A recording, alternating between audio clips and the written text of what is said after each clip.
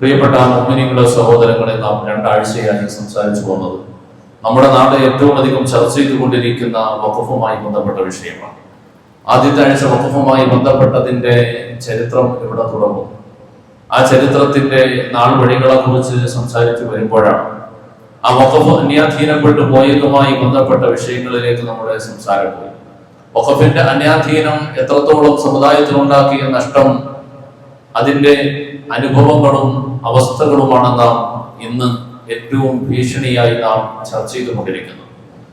പള്ളികളിലും മഹല്ലത്തുകളിലും ട്രസ്റ്റുകളിലും സമുദായ നേതൃത്വത്തിന്റെ മുമ്പിലും എത്തപ്പെട്ട വഖഫ് കൈകളിലേക്ക് ഏൽപ്പിക്കപ്പെട്ടതിനെ വേണ്ടതുപോലെ സ്വീകരിക്കുകയോ പരിപാലിക്കുകയോ ചെയ്യാത്തതിന്റെ പേരിൽ അന്യാധീനപ്പെട്ടു പോവുകയും പകുതിയിലധികവും നഷ്ടപ്പെട്ടു പോവുകയും ചെയ്യുന്ന സാഹചര്യത്തെ മനസ്സിലാക്കിക്കൊണ്ട് രേഖകളില്ലാത്ത സ്വത്ത് വകകൾ പിടിച്ചെടുക്കുവാൻ അധികാരികൾ ഇറങ്ങി പുറപ്പെടുമ്പോൾ നാം അതിനെതിരെ ജാഗരൂകരായി കൊണ്ട് കഴിയുന്നത് പോലെ പ്രതിരോധം തീർക്കുകയാണ്.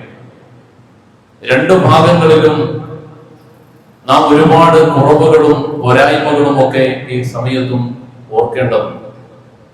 നമ്മുടെ കൈകളിലേക്ക് ഏൽപ്പിക്കപ്പെട്ട വഖഫ് നഷ്ടപ്പെടുത്തിയത് ആരാണോ അവർക്ക് പടച്ചറപ്പിന്റെ കോടതിയിൽ നേരിടാനുള്ളത് ഭയാനകമായ ശിക്ഷയാണ്. ബൈത്തുൽ മാല്, പൊതു സ്വത്ത്, പടച്ചവന്റെ ദീനിന്റെ മാർഗത്തിലേക്ക് നൽകപ്പെടുന്ന സമ്പാദ്യം, പണം, ധനം, അത് തീക്കനലാണ് എന്ന് നമ്മുടെ മക്കൾ നമ്മെ പഠിപ്പിക്കുകയാണ്. അത് കൈകാര്യം ചെയ്യുമ്പോൾ ഒരുപാട് ആലോചിച്ച് കണ്ടു മാത്രമേ അതിലേക്ക് ഇറങ്ങാവൂ. ഇറങ്ങുന്ന ആളുകൾ അതിന്റെ ഗൗരവം മനസ്സിലാക്കി അതിന്റെ പ്രാധാന്യം ഉൾക്കൊണ്ടുകൊണ്ട് തന്നെ അതിനെ എക്കാലവും കാത്തു സൂക്ഷിക്കുവാൻ സന്നദ്ധതയുള്ളവരാകണം. അതിനപ്പുറം എന്തെങ്കിലും വീഴ്ചകൾ നമ്മുടേതായ അശ്രദ്ധ കൊണ്ട് സംഭവിച്ചു പോയാൽ അതുമൂലമുണ്ടാകുന്ന എല്ലാ നഷ്ടങ്ങൾക്ക് പിന്നിലും ആ അശ്രദ്ധ കാണിച്ച മനുഷ്യരും തീർച്ചയായും പങ്കാളിയായിരിക്കും. മുസ്ലിം ഉമ്മത്തിന്റെ ഇന്നലകളിലെ വളർച്ചയുടെ പുരോഗതിയുടെ ഏറ്റവും വലിയ ശക്തി കേന്ദ്രമായി നിന്നിട്ടുള്ളത് വഖഫാണ്. പള്ളികളായി, മദ്രസകളായി, ദീനിന്റെ സംരംഭങ്ങൾ, കലാലയങ്ങൾ, വിദ്യാലയങ്ങൾ, വിജ്ഞാന ശാഖകൾ, ശാസ്ത്ര സാങ്കേതിക വൈജ്ഞാനിക റിസർച്ച് സെന്ററുകൾ, ഇങ്ങനെ ഒട്ടനേകം നാടിന്റെ പുരോഗതിക്ക് ഉപകരിച്ച കേന്ദ്രങ്ങളിൽ ഭൂരിപക്ഷവും മുസ്ലിം സമുദായത്തിന് ലഭിച്ചത് വഖഫിലൂടെയാണ്.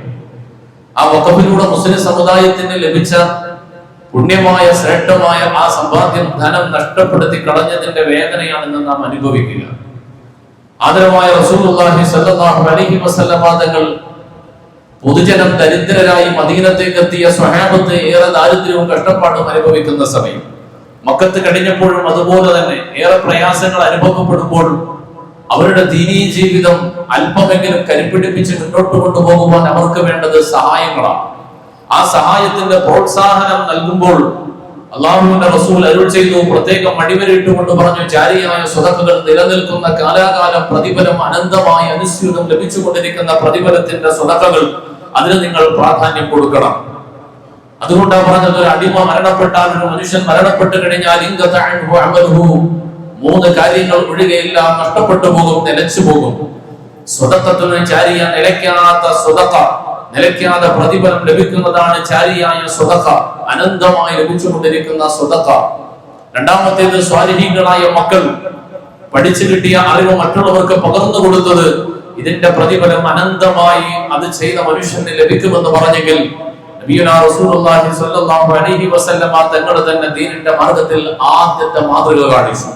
ഉഹുദിന്റെ രണാങ്കണത്തിലേക്ക് യുദ്ധസജ്ജമായി നിൽക്കുന്ന ആ സമൂഹത്തിന്റെ മുമ്പിലേക്ക് മുഹൈരിഖുൽ യഹൂദിയൻ നദീർ എന്ന മനുഷ്യൻ വന്നിട്ട്, ഇൻ ഖുതിൽതു ഹദാ നബിയെ, ഈ യുദ്ധത്തിൽ ഞാൻ വധിക്കപ്പെട്ടാൽ, ഓ മുഹമ്മദേ സ്വല്ലല്ലാഹു അലൈഹി വസല്ലം, ഈ യുദ്ധത്തിൽ ഞാൻ വധിക്കപ്പെടുകയാണെങ്കിൽ ഇന്ന 7 തോട്ടങ്ങളും, എന്റെ അധീനതയിലുള്ള 7 തോട്ടങ്ങളും അങ്ങേക്ക് വേണ്ടി ഞാൻ സമർപ്പിക്കുകയാണ്. അത് അങ്ങ് ഇഷ്ടപ്പെടുന്നത് പോലെ ദീനിന്റെ മാർഗത്തിൽ ഉമ്മത്തിനും സമൂഹത്തിനും ഉപകാരപ്പെടുന്ന രൂപത്തിൽ എങ്ങനെയാണോ വിനിയോഗിക്കുക.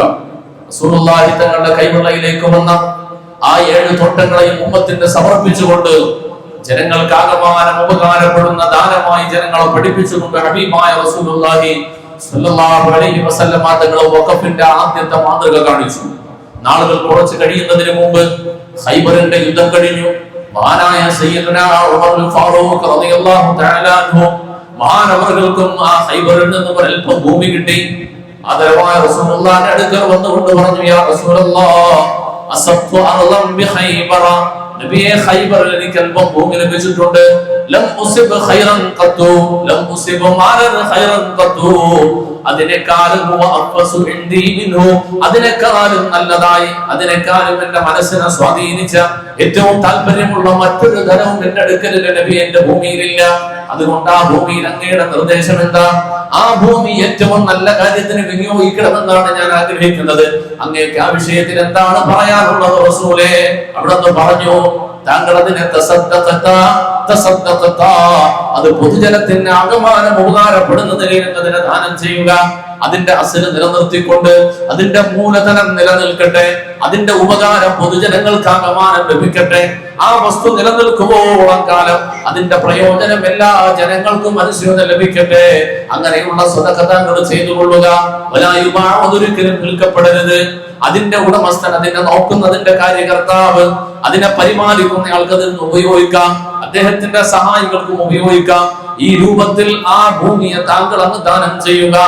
അങ്ങനെ ആദ്യമായിട്ട് സ്വന്തം ധനത്തിൽ നിന്നും തന്റെ സമ്പാദ്യത്തിൽ നിന്നും ദീനിന്റെ മാർഗത്തിനായി, ഉമ്മത്തിനായി, സമൂഹത്തിനായി, നാടിനായി സമർപ്പിക്കപ്പെട്ട ആദ്യത്തെ ദാനം ഹബീബായ മുഹമ്മദ് റസൂലുള്ളാഹി തുടങ്ങി വെച്ചു. ആദ്യത്തെ വഖഫ്, രണ്ടാമത്തെ വഖഫ് സയ്യിദുനാ ഉമറുൽ ഫാറൂഖ് റളിയല്ലാഹു തആല അൻഹു മുസ്ലിം ഉമ്മത്തിന്റെ മുമ്പിലേക്ക് മാതൃകയായി കാണിച്ചു കൊടുത്തു രണ്ടാമത്തെ വഖഫിലൂടെ. അത് കഴിഞ്ഞു, പിന്നെയും നാളുകൾ കഴിഞ്ഞു. ചരിത്രം പറയാണ്, ആധികാരികമായി സമൂഹ മധ്യത്തിൽ വഖഫ് എന്നുള്ള നിലയിലായി പൊതുസമൂഹത്തിന്റെ ഉപകാരത്തിലേക്ക്, സമുദായ നന്മയ്ക്ക് വേണ്ടി സമർപ്പിക്കപ്പെട്ട ആദ്യത്തെ ധനമായി പരിചയപ്പെടുത്തുന്നത് ഈ ഉമറുൽ ഫാറൂഖ് തങ്ങൾ ചെയ്ത ഈ ഖൈബറിന്റെ ഭൂമിയായിരുന്നു എന്ന ചരിത്രം പറയാം.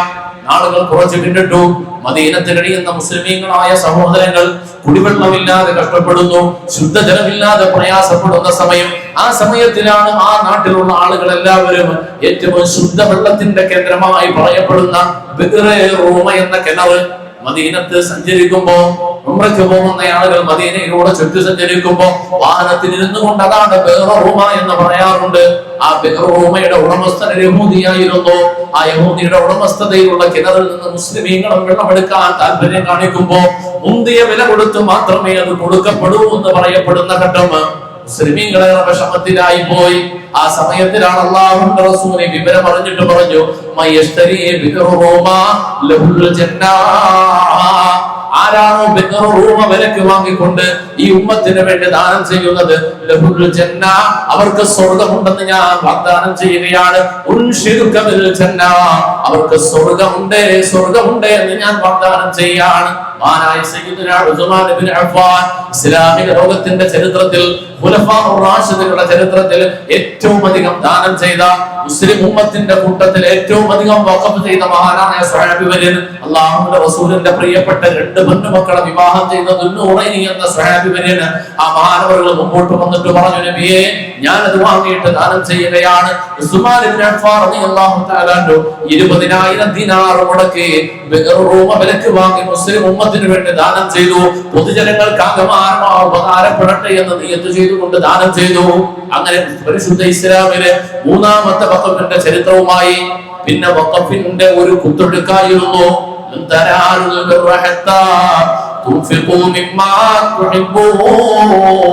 وما تنفقوا من شيء فإن الله به عليم. അല്ലാഹുവിന്റെ പരിശുദ്ധ ഖുർആനിന്റെ ആയത്ത് അവതരിക്കുന്നു, ലൻ തനാലുൽ ബിർറ ഹത്താ തുൻഫിഖൂ മിമ്മാ തുഹിബ്ബൂൻ. നിങ്ങൾ ഇഷ്ടപ്പെടുന്ന സമ്പാദ്യം, നിങ്ങൾ ഇഷ്ടപ്പെടുന്ന ധനത്തിൽ നിന്നും ഏറ്റവും നിങ്ങൾ താല്പര്യപ്പെടുന്നതിനെ വിനിയോഗിക്കുന്നതുവരെ നിങ്ങൾ നന്മ പൂർത്തീകരിക്കുകയില്ല, നിങ്ങൾക്ക് നന്മ പുണ്യം കരഗതമാക്കാൻ കഴിയില്ല. ഈ ആയത്തിന്റെ വിവക്ഷ മനസ്സിലാക്കിയ മഹാനായ അബൂ തൽഹ റളിയല്ലാഹു തആല അൻഹു അല്ലാഹുവിന്റെ റസൂലിന്റെ അടുക്കലേക്ക് വന്നിട്ട് പറഞ്ഞു, യാ റസൂലല്ലാഹ്, ഈ ആയത്തിന്റെ അർത്ഥം ഏറ്റവും ഇഷ്ടപ്പെട്ട ധനം ദാനം ചെയ്യുന്നത് വരെ ഒരാൾ പുണ്യം കരസ്ഥമാക്കില്ലല്ലോ എന്നാണല്ലോ നബിയെ. അങ്ങനെയാണെങ്കിൽ എനിക്ക് ഏറ്റവും ഇഷ്ടമുള്ള എന്റെ ധനം, എനിക്ക് ഒരുപാട് ധനമുണ്ട്, അതിലെനിക്ക് ഏറ്റവും ഇഷ്ടപ്പെട്ട ധനം അത് ബൈറുഹായിലെ തോട്ടമാണ്. ബൈറുഹ എന്ന തോട്ടമാണ് നബിയെ. മദീനത്തെ പള്ളിയുടെ പരിസരത്തിലാണ്. അതിനുള്ളിൽ സുന്ദരമായ ഉദ്യാനം പോലെയുള്ള ഇരിപ്പിടങ്ങളുണ്ട്, നല്ല ശുദ്ധജലമുണ്ട്. അള്ളാഹുവിന്റെ പ്രവാചകൻ അവിടെ പോയി ഇരിക്കാറുണ്ടായിരുന്നു, അവിടെ പോയി സമയം ചിലവഴിക്കാറുണ്ടായിരുന്നു, തണൽ കൊള്ളാൻ ഇരിക്കുമായിരുന്നു, അവിടുത്തെ വെള്ളം സന്തോഷത്തോടെ കുടിക്കുമായിരുന്നു. ഹബീബായ റസൂലുള്ളാഹി സ്വല്ലല്ലാഹു അലൈഹി വസല്ലമ തങ്ങൾക്ക് ഏറെ താല്പര്യമുള്ളതായിരുന്നു. അബൂ തൽഹ റളിയല്ലാഹു തആല പറഞ്ഞു, നബിയേ, ആ ബൈറുഹാന്റെ തോട്ടം ഞാനിതാ അങ്ങേക്ക് സമർപ്പിച്ചിരിക്കുന്നു, ദീനിന്റെ മാർഗത്തിൽ ഞാൻ തന്നിരിക്കുന്നു, വഖഫ് ചെയ്തിരിക്കുന്നു. ഹബീബായ റസൂലുള്ളാഹി അരുൾ ചെയ്തു, ഏറ്റവും നല്ല കച്ചവടമാണെന്ന് ചെയ്തത്, ഏറ്റവും നല്ല ദാനമാണെന്ന് ചെയ്തത്. കാരണം ഏറ്റവും ഇഷ്ടപ്പെട്ടത്, നമ്മുടെ ധനത്തിന്റെ ഏറ്റവും മൂല്യം കൽപ്പിക്കുന്നത്, ഏറ്റവും വിലപിടിപ്പുള്ളത്, ഏറ്റവും കൂടിയതായി നമ്മൾ കൊണ്ട് നടക്കുന്നത് ഏതോ അത് ദാനം ചെയ്തുകൊണ്ടല്ലാതെ നിങ്ങൾക്ക് പുണ്യം കിട്ടില്ല എന്ന് പറഞ്ഞപ്പോ തനിക്കുള്ള ഏറ്റവും വലിയ സമ്പാദ്യം മഹാനായ അബൂ തൽഹ റളിയല്ലാഹു തആല അൻഹു അല്ലാഹുവിന്റെ ദീനിന്റെ മാർഗത്തിലേക്ക് ദാനം ചെയ്തു. റസൂൽ പറഞ്ഞു, ഏറ്റവും നല്ല കച്ചവടം, ഏറ്റവും നല്ല സമ്പാദ്യമാണ് നേടിയത്. നാളെ ആഖിറത്തിൽ നിങ്ങൾക്ക് വരുമ്പോ ഏറ്റവും വലിയ സന്തോഷത്തിന്റെ അവസരമാണ് ഇതിലൂടെ ലഭിക്കുക. ചരിത്രം പറയാണ്, പിന്നീട് വഖഫിന്റെ ഒഴുക്ക് തന്നെയായിരുന്നു. ഓരോ സഹാബിമാരും ചെയ്യുന്നത് കാണാം. എനിക്ക് നേരിട്ടറിയാവുന്ന ആധികാരികമായ ഒരുപാട് ചരിത്രങ്ങളിലൂടെ ബോധ്യപ്പെട്ട 80ഓളം വഖഫിന്റെ സംഭവങ്ങൾ. ദാരിദ്ര്യവും പ്രയാസങ്ങളും ഉള്ളപ്പോൾ പോലും തങ്ങൾക്കുണ്ടായിരുന്നതിന്റെ കൂടിയ മൂല്യമുള്ള വസ്തുക്കൾ അത് വഖഫ് ചെയ്തുകൊണ്ട്, ദാനം ചെയ്തുകൊണ്ട് ഉമ്മത്തിന്റെ സഹായികളായി മാറിയ 80ഓളം വരുന്ന സ്വഹാബത്തിനെ കുറിച്ച് എനിക്കറിയാം. വഖഫായിരുന്നു പിന്നീട് മുസ്ലിം ഉമ്മത്തിന്റെ ചരിത്ര യാത്രകളിലെ ഒക്കെയും ഏറ്റവും വലിയ ശക്തിയായി മാറിയത്. പിന്നീട് ഖിലാഫത്തിന്റെ കാലം കഴിഞ്ഞു, ഖിലാഫത്തുർ റാഷിദയുടെ കാലം കഴിഞ്ഞു, അമവി ഭരണകാലം, അബ്ബാസി ഭരണകാലം, മംലൂക്കികളുടെ കാലം, ഉസ്മാനിയാക്കളുടെ കാലം, ഇങ്ങനെ കഴിഞ്ഞു പോയ നൂറ്റാണ്ടുകളോളം മുസ്ലിം ഭരണം പോയ കാലങ്ങളിലെല്ലാം അതിന് കൃത്യമായ വ്യക്തമായ രൂപരേഖകൾ ഉണ്ടാക്കി, അതിന് വ്യവസ്ഥാപിതമായ സംവിധാനങ്ങൾ ഉണ്ടാക്കി, മുസ്ലിം ഉമ്മത്തിന് വേണ്ടി വഖഫ് ചെയ്യപ്പെട്ട സംവിധാനങ്ങൾ, മുസ്ലിം ഉമ്മത്തിന് വേണ്ടി വഖഫ് ചെയ്യപ്പെട്ട സ്വത്ത് മുതലുകൾ പൊതുജനത്തിനാകമാനം ഉപകാരപ്പെടുന്ന നിലയിൽ കൂടെ വിനിയോഗിച്ചുകൊണ്ട് ഒരുപാട് നേട്ടങ്ങൾ സമൂഹത്തിന് നൽകി. ലോകത്തിന്റെ പല ഭാഗങ്ങളിൽ എത്തപ്പെട്ട മുസ്ലിം സമുദായം അവിടങ്ങളിൽ സ്ഥാപിച്ചതായ കലാലയങ്ങൾ, വിദ്യാലയങ്ങൾ, മഹാനായ Khalid bin Ziyad, Musa bin Nusair, സ്വഹാബത്ത് സയ്യിദുനാ ഉമർ അൽ ഫാറൂഖ് തങ്ങളുടെ കയ്യിൽ നിന്ന് പതാകയും വാങ്ങിക്കൊണ്ട് യൂറോപ്പിലേക്ക്, ആഫ്രിക്കയിലേക്ക്, യൂറോപ്പിലേക്ക് പ്രബോധനത്തിന് പോയി. അന്ന് യൂറോപ്പിലെത്തുമ്പോ ഇന്ന് ലോകോത്തര വിദ്യാസമ്പന്നരായി നമ്മൾ കാണുന്ന യൂറോപ്പിന്റെ അവസ്ഥയെ കുറിച്ച് പറയാ. കാസ്പിയൻ കടൽ തീരത്തു നിന്നടിയുന്ന ഞണ്ടുകളെ പറക്കി അത് പാകം ചെയ്ത് കഴിക്കാനുള്ള അറിവ് പോലും ഇല്ലാതെ പച്ചക്കല്ലുകൊണ്ട് തല്ലിപ്പൊട്ടിച്ച് പച്ചയോടെ കഴിച്ചിരുന്ന ഒരു സമൂഹമായിരുന്നു അന്നത്തെ യൂറോപ്പിൽ ഉണ്ടായിരുന്നതെങ്കിൽ അവർക്ക് വിജ്ഞാനത്തിന്റെ ദീപശിഖ തെളിച്ചു കൊടുത്തത്, അവർക്ക് ആധുനിക ലോകത്തെ ഇന്ന് പറയപ്പെടുന്ന വിദ്യാഭ്യാസത്തിന്റെ ഉത്തുംഗതയിലേക്ക് കൈപിടിച്ചു ഉയർത്തിയത് മഹാനായ മൂസ ബിൻ നുസൈറിനോടൊപ്പം പോയ ജാമിഅ ഫാത്തിമത്തുൽ ഫിഹ്രിയയുടെ സ്ഥാപകരായിരുന്നു. മഹദിയായ ഫാത്തിമ ബിബി എന്നൊരു സഹാബിയത്തായ വനിതയായിരുന്നു. മുസ്ലിങ്ങൾ പോയിട്ട് അവരുടെ സമ്പാദ്യം പൊതുജനങ്ങൾക്ക് വേണ്ടി നൽകി.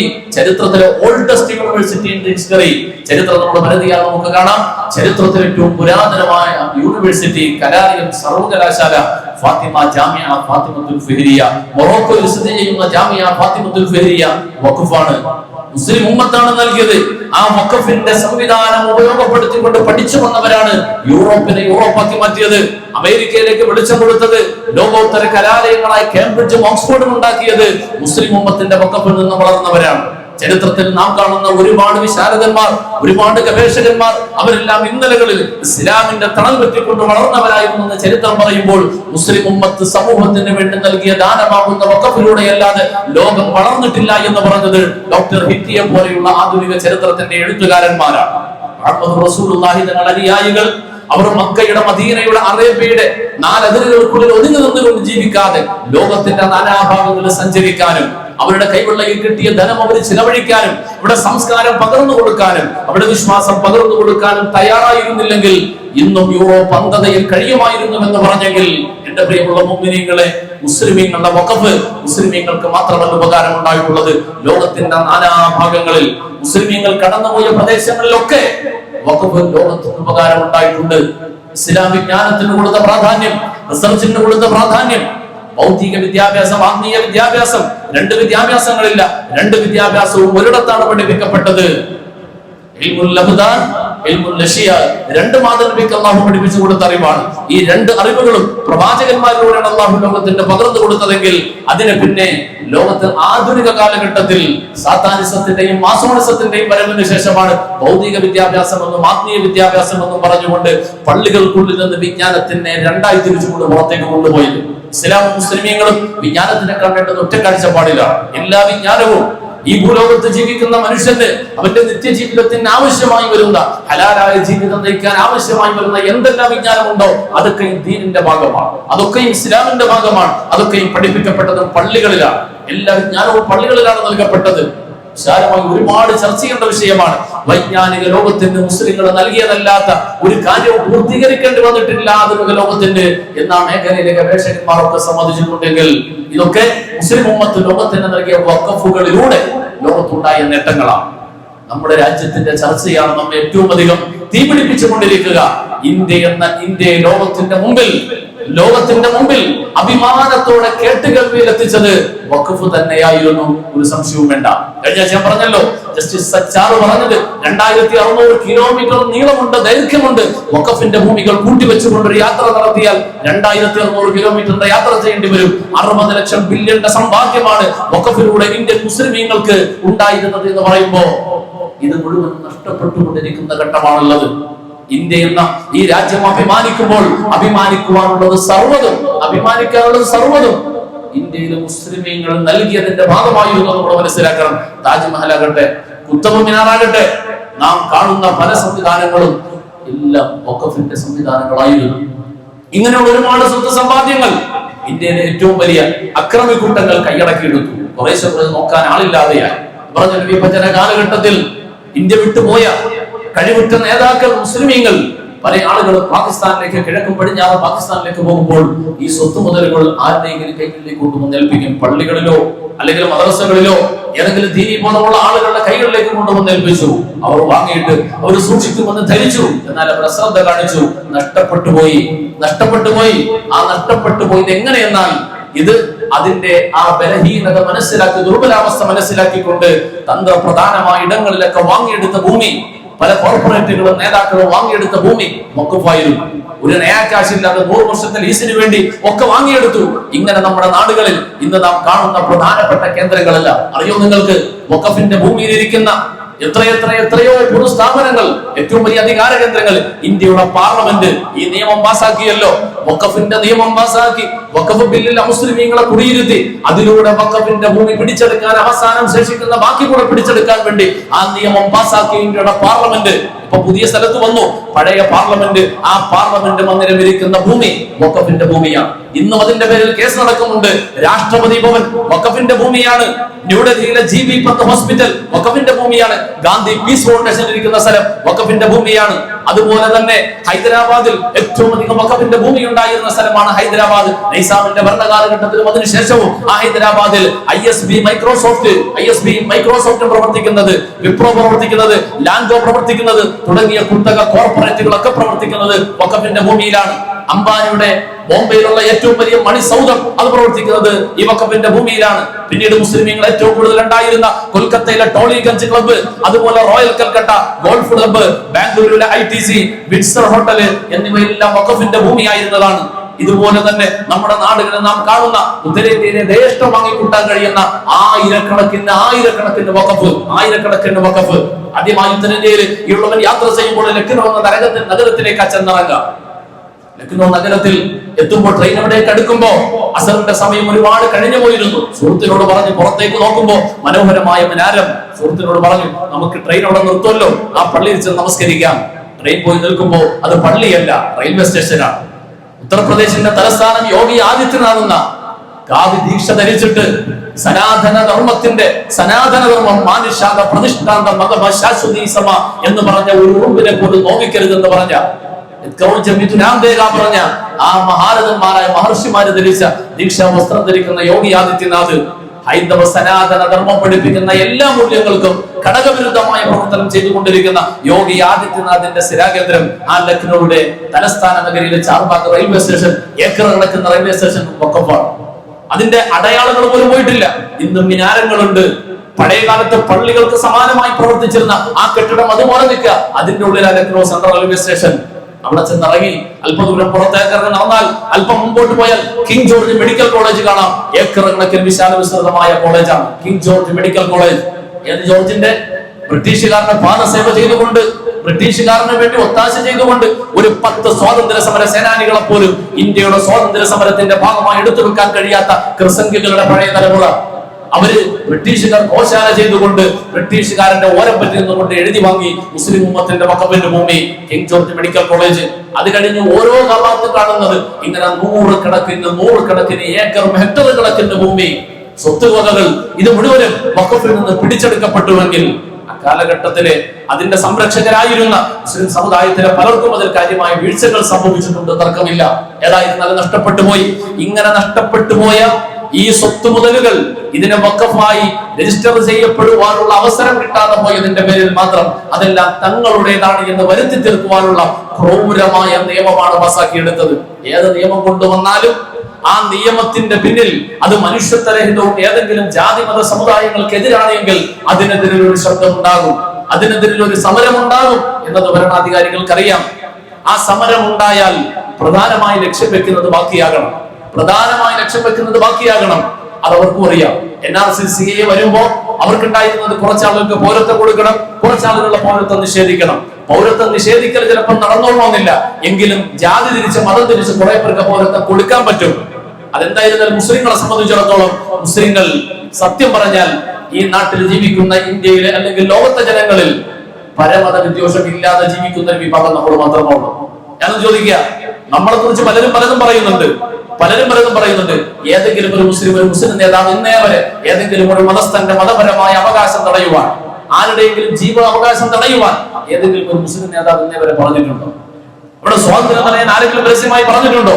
പറഞ്ഞതൊക്കെയും അവനവന്റെ സമുദായത്തിന്റെ അവകാശങ്ങൾ ഹനിക്കപ്പെടുമ്പോൾ അവനവന്റെ വേദനകൾക്ക് വേണ്ടി ഉറക്കെ വിളിച്ചു പറഞ്ഞു എന്നത് മാത്രമാണ് മുസ്ലിങ്ങൾ ചെയ്തിട്ടുള്ളത്. പക്ഷെ പറയുന്ന ശബ്ദത്തിനും ശൈലിക്കും കടുപ്പം കൂടുമ്പോൾ അത് ഭീകരവാദമായി മാറും, അത് തീവ്രവാദമായി മാറും.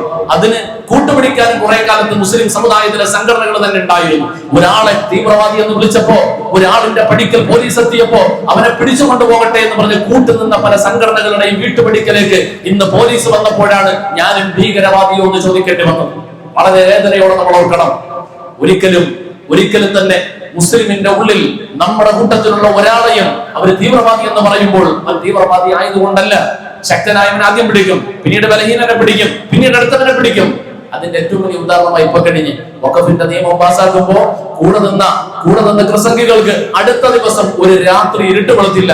നേരം വെളുക്കുമ്പോ പറഞ്ഞു അടുത്ത നിങ്ങളുടെ നേരെ വരികയാണ്, നിങ്ങളുടെ നേരെ അടുത്ത വരിക. പടച്ചോൻ കാണിച്ചു കൊടുത്തതാ. യാ അയ്യുഹല്ലദീന ആമനൂ ലാ തത്തഖിദുൽ യഹൂദ വന്നസാറാ ഔലിയാ ബഅ്ദുഹും ഔലിയാഉ ബഅദ്. പരിശുദ്ധ ഖുർആനിന്റെ ആയത്ത് ഒരുപാട് കാലം ഇങ്ങനെ പാരായണം ചെയ്യുമ്പോൾ പലപ്പോഴും ആലോചിക്കും, അല്ലാഹുവേ ഈ ആയത്തിന്റെ അർത്ഥം എന്താ? ലാ തത്തഖിദുൽ യഹൂദ വന്നസാറാ ഔലിയാ ബഅ്ദുഹും. യഹൂദ നസാറാക്കളെ നിങ്ങൾ ചങ്ങാതിമാരാക്കരുത്. അവര് പരസ്പരം സഹകരണത്തിലുള്ളവരാണ്, അവര് പരസ്പരം സഹകാരികളാണ്, അവര് പല വിഷയത്തിലും മുസ്ലിമീങ്ങൾക്കെതിരെ ഒന്നിക്കുന്നവരാണെന്ന് പറയുമ്പോ കേരള പരിസരത്ത് നിന്നുകൊണ്ട് ഈ ആയത്ത് വായിക്കുമ്പോ, ഈ ആയത്ത് പഠിക്കുമ്പോ ഒരുപാട് കാലം അത് മനസ്സിലാകുന്നുണ്ടായിരുന്നില്ല. യഹൂദികളെ നിങ്ങൾ ചങ്ങാതികളാക്കരുത് നമുക്ക് മനസ്സിലാകുമായിരുന്നു. പലസ്തീനിൽ ലോകത്തിന്റെ പല ഭാഗങ്ങളിൽ മുസ്ലിം ഉമ്മത്തിന്റെ അടിവേര് തോണ്ടാനുള്ള പണി മുഴുവനും ചെയ്ത ആ ചരിത്രം നമുക്കറിയാം. പക്ഷെ നസാറാക്കളെ കുറിച്ച് പറയുമ്പോൾ നമുക്കൊരു വ്യക്തത കുറവുണ്ടായിരുന്നു. എന്തുകൊണ്ടാണ് ഖുർആൻ പടച്ച റബ്ബ് അവിടെ സിട്ടാവ് പറയാ നമ്മളോടൊപ്പം സഹകരിക്കുന്ന മതവിശ്വാസികളെ, യഥാർത്ഥ മതവിശ്വാസികളെ കുറിച്ചല്ല പറയട്ടോ. ഇവിടെ യഹൂദി നസാറാക്കൾ എന്ന് പറയുന്നത് സത്യത്തിൽ അന്ന് ഉദ്ദേശിക്കുന്നതും പറയുന്നതും നാം മനസ്സിലാക്കുമ്പോ അതിന്റെ വിശദീകരണത്തിൽ പോയി കഴിഞ്ഞാൽ ആ മതത്തിനെ മറയാക്കിക്കൊണ്ട് യഹൂദിയത്തിനെയും നസ്രാനിയത്തിനെയും വെള്ളം ചേർത്തുകൊണ്ട് താല്പര്യങ്ങൾക്ക് വേണ്ടി, സ്വന്തം താല്പര്യങ്ങൾക്ക് വേണ്ടി വികലമായിട്ട് പൗരോഹിത്യത്തിന്റെ വഴിയിലൂടെ സഞ്ചരിക്കുന്ന കോമാണ്. അവർക്ക് ഒരു മതത്തിനും വിശ്വാസമില്ല, അവർക്ക് ആ മതങ്ങളിലൊന്നും വിശ്വാസമില്ല. വെറുതെ പാവങ്ങളായ മനുഷ്യരെ പറ്റിക്കാൻ വേണ്ടി ഒരാൾ പറയും ഞങ്ങൾ യഹൂദിയത്താണ് കൊണ്ടുനടക്കുക. തൗറാത്തിന് പകരം കബ്ബാലയും തൽമൂദ് ഗ്രന്ഥങ്ങളായി കയ്യിലേക്ക് കൊടുത്തു. ബൈബിളിന്റെ ഇഞ്ചീലിന് പകരം അവർ കൈകടത്തിയ പലതിനെടുത്ത് കയ്യിലേക്ക് കൊടുത്തു. അതുകൊണ്ട് നടക്കുക ആളുകൾ, അവരുടെ വിശ്വാസം അത് കൊണ്ട് നടക്കുന്നത് ശരിയാണെന്ന് വിശ്വസിച്ചു നടക്കുക. സത്യത്തിൽ അത് കൈകടത്തലുകൾക്ക് വിധേയമായി മാറ്റിമറിക്കപ്പെടുന്ന ചരിത്രത്തിൽ കാണാം. അങ്ങനെയുള്ള ഈ ഒറ്റുകാരായി നിന്ന ആളുകൾക്കെല്ലാം ഏറ്റവും വലിയ ഇരുട്ടടി കിട്ടുന്ന അനുഭവമായിരുന്നു പിന്നീട് നമ്മൾ കാണുന്നതെങ്കിൽ എന്റെ പ്രിയമുള്ള സഹോദരങ്ങളെ, നമ്മെ സംബന്ധിച്ചിടത്തോളം എല്ലാവരോടും ഒരുമയോടെ ഐക്യത്തോടെ നിലനിൽക്കണമെന്ന് ആഗ്രഹിക്കുന്നവരാണ്. ഒരു അക്രമികൾക്കും ലോകത്ത് അക്രമ പ്രവർത്തനത്തിലൂടെ നിലനിൽക്കുവാൻ ലോക ചരിത്രത്തിൽ കഴിഞ്ഞിട്ടില്ല, കഴിയുകയില്ല. മനുഷ്യ ചരിത്രത്തിൽ ഇന്നേ വരെയും അക്രമങ്ങളായ ഭരണാധികാരികൾക്ക് ഒരു നൂറ്റാണ്ട് തികയ്ക്കാൻ കഴിഞ്ഞിട്ടില്ല. അത് ചരിത്രം സാക്ഷിയാണ്. ലോകം മുഴുവനും അടക്കി ഭരിച്ച ഭരണാധികാരികൾ ലോകത്തിന്റെ ചരിത്രത്തിൽ ഒരുപാടുണ്ട്. നബിയുനാ റസൂലുള്ളാഹി തങ്ങളുടെ വരവിന് മുമ്പ് ഫറവോമാരുടെ പരമ്പരയാണ്. ഒരു പരമ്പരയാണ്. ആ ഫറവോമാർക്ക് 2 നൂറ്റാണ്ട് പൂർത്തിയാക്കാൻ പറ്റിയിട്ടില്ല. ഫറവോമാർ അവർ കൊണ്ടുവന്ന ജാതി വ്യവസ്ഥ, ചരിത്രത്തിൽ ആദ്യത്തെ ജാതി വ്യവസ്ഥ കൊണ്ടുവന്നത് അവരാണ്. ഇന്ന് നമ്മളിത് പറയുമ്പോൾ അടുത്ത ആഴ്ച ഞാൻ ആ വിഷയം പറയും. നിങ്ങൾ മനസ്സിലാക്കുന്നതിനും അപ്പുറമാണ് വഖഫിന്റെ വിഷയം. ഈ വഖഫിന്റെ വിഷയം ഇന്ത്യയിൽ നട്ട് നനച്ച് വളർത്തിയെടുക്കാൻ സംഘപരിവാര ശക്തികൾ ഈ വഖഫ് ഭൂമി പിടിച്ചെടുക്കൽ മാത്രമല്ല ചെയ്തേക്കുന്നത്. ഈ ആഴ്ചയിൽ നിങ്ങൾ സോഷ്യൽ മീഡിയയിൽ കണ്ടിട്ടുണ്ടാകും, മുസ്ലിം വേഷവിധാനത്തോടുകൂടി മുസ്ലിം വേഷധാരികളായ ഒരു വിഭാഗം ആളുകൾ ചെന്നിട്ട് ഈ വഖഫിൽ അങ്ങ് ചെയ്തത് ഏറ്റവും വലിയ പുണ്യമാണെന്ന് നരേന്ദ്രമോദിയോട് ചെന്നിട്ട് അപ്രീഷിയേറ്റ് ചെയ്യുന്ന ഒരു വിഭാഗം മുസ്ലിങ്ങളെ നിങ്ങൾ കാണും. മുസ്ലിങ്ങളല്ല സത്യത്തിലാണ്. മുസ്ലിങ്ങളുടെ വേഷം ആർക്കും കിട്ടും. അപ്പുറത്തെ കടയിൽ ചെന്ന് കഴിഞ്ഞാൽ ഒരു പൈജാമയും ജുബയും തൊപ്പിയും പർദ്ദയും വാങ്ങാൻ ആർക്കും ബുദ്ധിമുട്ടില്ല. ആർക്കും വാങ്ങാം, ആർക്കും അങ്ങനെ വാങ്ങിയിട്ട് ധരിച്ചുകൊണ്ട് ആർക്കും പോകാം.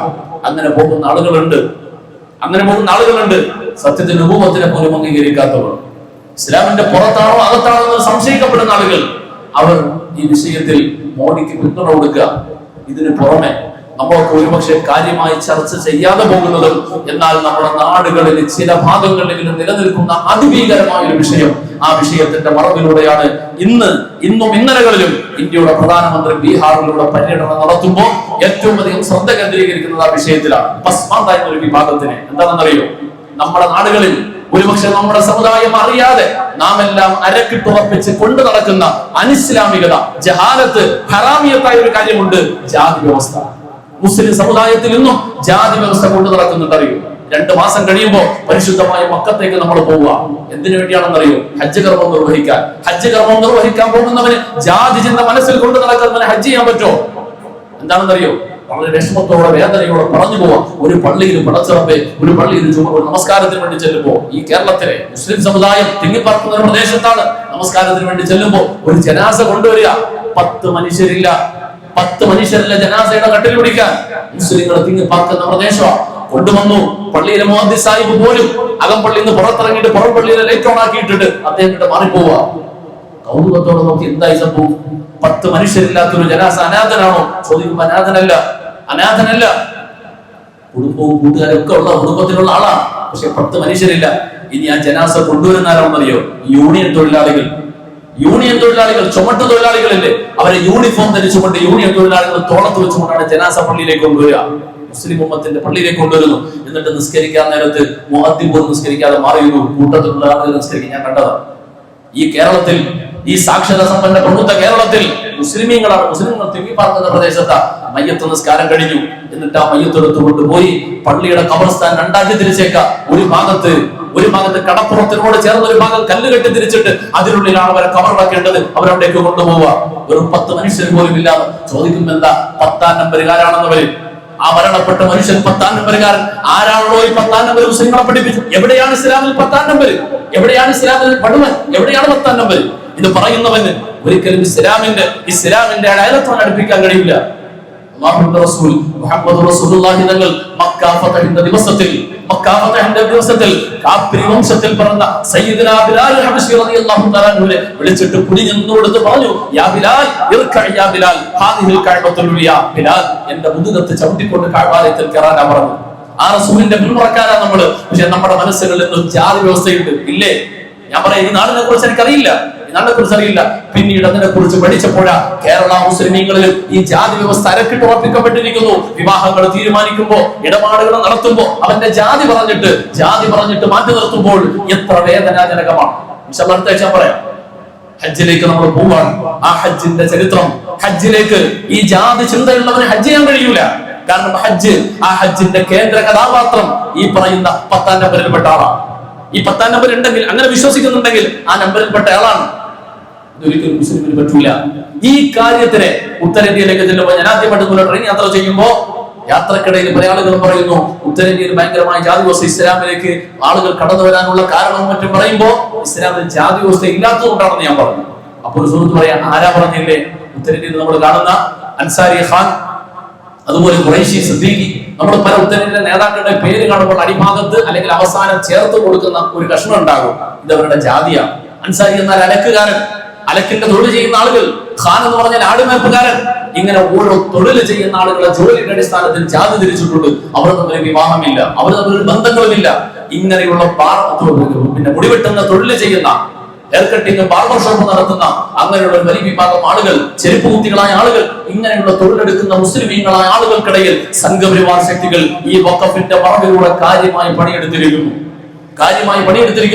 ആ വാക്ക് അതാണ് നരേന്ദ്രമോദി പാർലമെന്റിൽ പറഞ്ഞത്. മുസ്ലിങ്ങളുടെ നന്മയ്ക്ക് വേണ്ടിയാണ് ഞങ്ങൾ ഇത് ചെയ്യാം, മുസ്ലിങ്ങളുടെ നന്മയ്ക്ക് വേണ്ടിയാണ്. വഖഫ് കൈകാര്യം ചെയ്ത മുസ്ലിം നേതാക്കൾ മുസ്ലിങ്ങളിലെ എല്ലാവർക്കും ഉപകാരപ്പെടുത്തുന്ന നിലയിൽ ഇത് ചെയ്യുമായിരുന്നെങ്കിൽ ഇപ്പോഴും ചെരുപ്പ് കുത്തികളായി കുറെ പേരുണ്ടാവുമായിരുന്നില്ല. സത്യത്തിൽ ഇയാൾ പറഞ്ഞ ഒരു ഭാഗത്തുണ്ട്, ഉത്തരേന്ത്യയിൽ ഇങ്ങനെയുള്ള ഒരുപാട് മുസ്ലിം വിഭാഗങ്ങൾ പടിക്ക് പുറത്ത് മാറ്റി നിർത്തപ്പെട്ടിരിക്കുകയാണ്. അങ്ങനെയുള്ള ആളുകളോട് സംഘപരിവാറുകാർ പോയിട്ട് പറഞ്ഞു, നിങ്ങൾക്കും കൂടെ ഇതിൽ നിങ്ങളുടെ പങ്കാളിത്തത്തിൽ കൂടെ നിൽക്കണം. അങ്ങനെയാണ് കൂടെ നിൽക്കാൻ തുടങ്ങി. മുസ്ലിം വേഷം ധരിച്ചവർ സംഘപരിവാറിനോടൊപ്പം പോയി. കാരണം അവർ കാലങ്ങളായി അനുഭവിച്ചു കൊണ്ടിരിക്കുന്ന ജാതി ഉച്ചനീചത്വം ഇത് അനുഭവിച്ചുകൊണ്ട് അവരോടൊപ്പം കൂടി. അങ്ങനെ ഈ ഭാഗങ്ങളിൽ അതിശക്തമായി കൊണ്ട് വഖഫിനെ അരക്കിട്ടുറപ്പിക്കാൻ അവരുദ്ദേശിക്കുന്ന രൂപത്തിൽ അവർക്ക് സഹായം കൊടുക്കുമെന്ന് പറഞ്ഞ് കൂടെ ചേർക്കുക, എന്നിട്ട് കൊലച്ചത് നിർത്തി അവരെയും പുറത്താക്കുന്ന ഉദ്ദേശത്തിലാ പോവുക. കഴിഞ്ഞ ദിവസം പുൽവാമയ്ക്ക് ശേഷം പഹൽഗാമിൽ നിരപരാധികളായ 26 മനുഷ്യർ ജീവഹാനിക്ക് വിധേയരായി. നിരപരാധികൾ. ആരാണ് അവർ വധിച്ചത്? ഏത് മതത്തിന്റെ ആളുകളാണ്?